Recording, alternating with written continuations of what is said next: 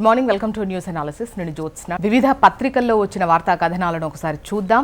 తెలంగాణ వార్తా పేపర్స్ చూసినట్లయితే ముందుగా ఈనాడు. ఇక్కడ లగచర్ల కేసుకు సంబంధించి ఒక విధంగా చెప్పాలంటే రాజకీయ మలుపు తిరిగింది అని చెప్పొచ్చు.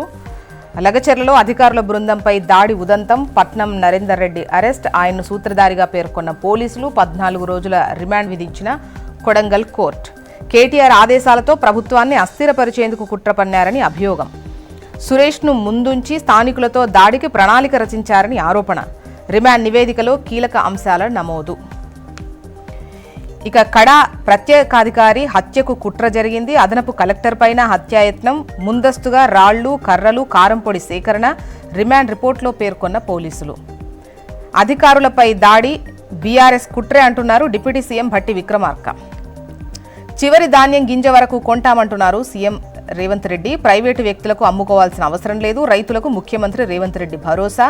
అన్నదాతలను ఇబ్బంది పెడితే ఎస్మా, మిల్లర్లు, వ్యాపారులకు హెచ్చరిక. ఇక ప్రజల తిరుగుబాటే ఎవరి కుట్రా లేదు. కొడంగల్ రగలడానికి సీఎం అనాలోచిత నిర్ణయాలే కారణం. ఫామా విలేజ్ పేరిట ఆయన కుటుంబ సభ్యులకు భూ సంతర్పణ. పట్నం నరేందర్ రెడ్డిని, రైతులను బేషరతుగా విడుదల చేయాలి అంటున్నారు BRS working president KTR. Musk, వివేక్లకు ట్రంప్ కీలక బాధ్యతలు. అమెరికా పాలనా వ్యవస్థ ప్రక్షాళన వీరి కర్తవ్యం.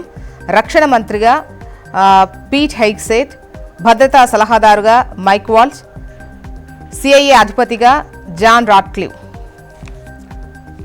నెక్స్ట్ ఆంధ్రజ్యోతి. కేటీఆర్ ప్రమేయం అంటూ బ్యానర్ ఐటంగా ఆంధ్రజ్యోతి కథనాన్ని ప్రచురించింది. లగచర్ల కేసుకు సంబంధించి కీలక మలుపు తిరిగింది అని చెబుతూ ఇందులో కేటీఆర్ ప్రమేయం ఉంది అంటూ ఏదైతే రిమాండ్ రిపోర్ట్లో ప్రస్తావన వచ్చిందో దాన్ని హైలైట్ చేస్తూ, రిమాండ్ రిపోర్ట్లో స్పష్టం చేసిన పోలీసులు, ఫోన్ ఆడియో రికార్డుల్లో ఎంత ఖర్చైనా ముందుకెళ్లాలని కేటీఆర్ ఆదేశాలు అన్నటువంటి క్వశ్చన్ మార్క్తో ఆ ఆదేశాలతోనే రంగంలోకి పట్నం నరేందర్ రెడ్డి వ్యూహాన్ని అమలు చేసిన సురేష్ రాజ్, ఏవన్గా పట్నం ప్రధాన కుట్రదారు ఆయనే అంటున్న ఐజీ. నిందితుడు సురేష్ రాజును ఉసిగొల్పినట్లు వెల్లడి. కేబీఆర్ పార్క్లో ఉండగా పట్నం అరెస్ట్. హైదరాబాద్లో విచారణ, తర్వాత కొడంగల్ కోర్టుకు 14 రోజుల రిమాండ్, చెర్లపల్లి జైలుకు తరలింపు. ఏటూగా సురేష్ రాజ్, నరేందర్ రెడ్డి కాల్ డేటాపై ఆరా, కేటీఆర్ను నిందితుల జాబితాలో చేర్చే ఛాన్సెస్ ఉన్నాయంటూ వార్తను హైలైట్ చేశారు ఆంధ్రజ్యోతి. ఆంధ్రజ్యోతిలో ఈ వార్త మనం చూస్తున్నాం. కేటీఆర్ ప్రమేయం అంటూ, బుల్డోజర్ న్యాయానికి సుప్రీం బ్రేక్. అధికారులేమీ జడ్జిలు కాదు, ఇంటిని కూల్చే అధికారం లేదు అని చెప్పేసి సుప్రీం ఏదైతే నిన్న తీర్పు సందర్భంగా ప్రస్తావించి వ్యాఖ్యానించిందో అదే ఇక్కడ హైలైట్ చేస్తూ, దోషైనా కూల్చడానికి వీల్లేదు, కూల్చివేతల్లో నిబంధనలు ఉల్లంఘిస్తే అధికారుల జీతాల నుంచి పరిహారం ఇవ్వాల్సి ఉంటుంది. రాష్ట్రాలు, అధికారులు హద్దు మీరొద్దు. ఒక వ్యక్తి నిందితుడైతే కూల్చివేతలతో ఫ్యామిలీ మొత్తాన్ని శిక్షించడం సరికాదు. నిర్మాణాల కూల్చివేతలపై సుప్రీం తీర్పు. ప్రభుత్వ భూములను ఆక్రమించి నిర్మించే కట్టడాలకు తీర్పు వర్తించదని స్పష్టీకరణ. నోటీసులిచ్చి 15 రోజుల గడువివ్వాలి. దేశమంతా వర్తించేలా మార్గదర్శకాలు. నెక్స్ట్ నమస్తే తెలంగాణ. ఇక్కడ పట్నం నరేందర్ రెడ్డి అరెస్ట్ అన్న వార్తను హైలైట్ చేస్తూ, బీఆర్ఎస్ నేతకు పోలీస్ నిర్బంధం, 14 రోజుల రిమాండ్ విధించిన కోర్టు. కేబీఆర్ పార్క్లో వాకింగ్ చేస్తుండగా అదుపులోకి. డీటీసీలో 4 గంటల పాటు పట్నం విచారణ. నరేందర్ రెడ్డిని చెర్లపల్లి జైలుకు తరలించిన పోలీసులు. ఇక రేవంత్ భూదాహం, రైతన్నకు ద్రోహం అంటూ బ్యానర్ ఐటంను నమస్తే తెలంగాణ ప్రచురించింది. ఎస్సీ, ఎస్టీ, బీసీ భూముల్లో రియల్ ఎస్టేట్ దందాకు యత్నం. మ్యాక్స్బీన్ కంపెనీ విస్తరణ కోసం రైతుల భూములు లాక్కుంటున్నారు. పట్నం నరేందర్ రెడ్డి ఏమైనా టెర్రరిస్టా? కిడ్నాప్ చేసినట్టు అరెస్ట్ ఎలా చేస్తారు? కేబీఆర్ పార్క్లో వాకింగ్ చేస్తున్న మాజీ ఎమ్మెల్యే పట్నం నరేందర్ రెడ్డిని మఫ్టీలో ఉండి 10 మంది గూండాలలా ఎత్తుకెళ్తే అది అరెస్ట్ అంటారా లేక కిడ్నాప్ అంటారా? ఆయనేమైనా టెర్రరిస్టా? నరేందర్ రెడ్డి భార్యకైనా కనీసం అరెస్టు సమాచారం ఇచ్చిండ్రా? పోలీసులే సమాధానం చెప్పాలి అన్న కేటీఆర్. ఇక రేవంత్ అన్నకు కలెక్టర్ స్వాగతం. ఛాంబర్ నుంచి బయటకొచ్చి మరీ స్వాగతం పలికిన ప్రతీక్ జైన్. రేవంత్ సోదరుడికి సీఎం ప్రోటోకాల్ అంటూ ఈ వార్తను హైలైట్ చేశారు. మరోవైపు అన్నదాతలపై హత్యాయత్నం కేసు నమోదు. ఇందిర ఎమర్జెన్సీ తలపిస్తోంది ఈ సిచ్యువేషన్ అని చెప్పేసి వార్తను హైలైట్ చేస్తూ అందుకే ఇంటర్నెట్ ఆపేసి మరీ రైతన్నలను అరెస్ట్ చేశారు. సురేష్ మా కార్యకర్తే, భూమి కోసమే ప్రశ్నించాడు. సీఎం సొంత నియోజకవర్గంలో రైతులు అరెస్ట్ అవుతుంటే మహారాష్ట్రలో రేవంత్ రెడ్డి ప్రచారం చేస్తున్నారు అంటూ కథనాన్ని నమస్తే తెలంగాణ హైలైట్ చేసింది.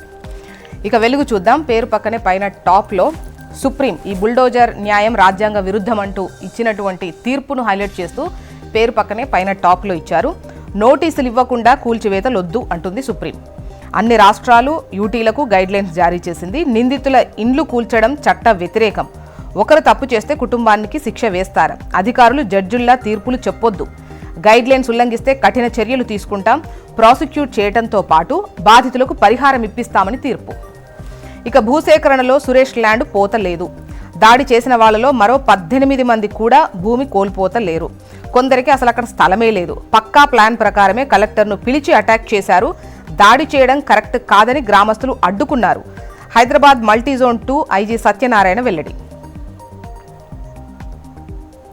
ఇక దాడి వెనక కేటీఆర్ అంటూ ఆయన ఆదేశాలతోనే కలెక్టర్పై అటాక్. ప్రభుత్వాన్ని అస్థిరపరిచే కుట్ర ఇది.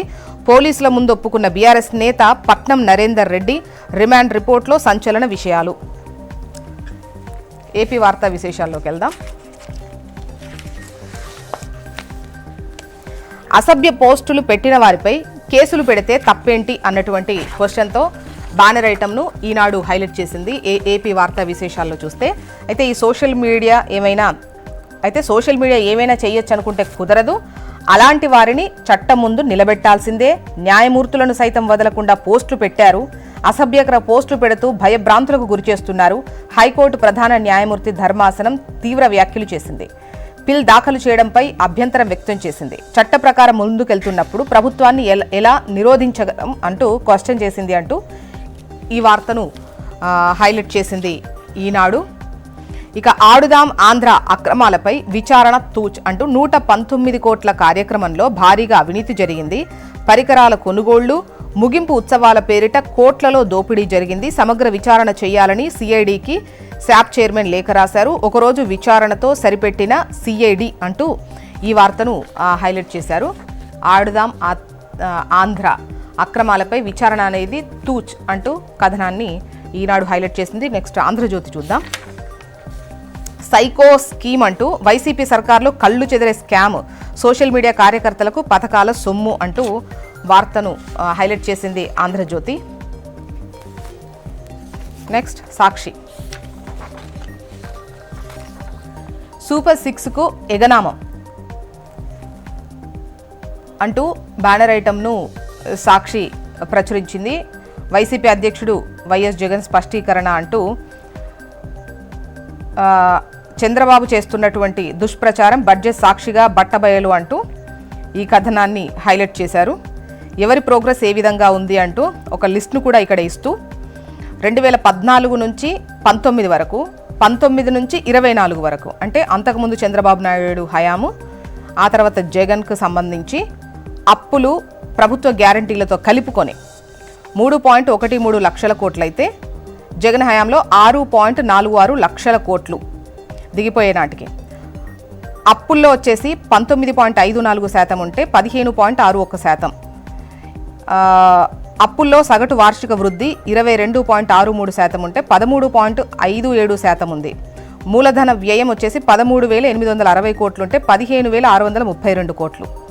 ఇసుక ద్వారా ప్రభుత్వానికి 0, అదే జగన్ హయాంలో 750 కోట్లు వచ్చాయి అంటూ వివిధ ఆదాయాలు వచ్చినవి, అప్పులు, జీడిపికి సంబంధించి రాష్ట్ర వాటా ఎలా ఉంది, ప్రభుత్వ ఉద్యోగాలు ఏ విధంగా ఉన్నాయి, ఎలా కల్పన జరిగింది అంటూ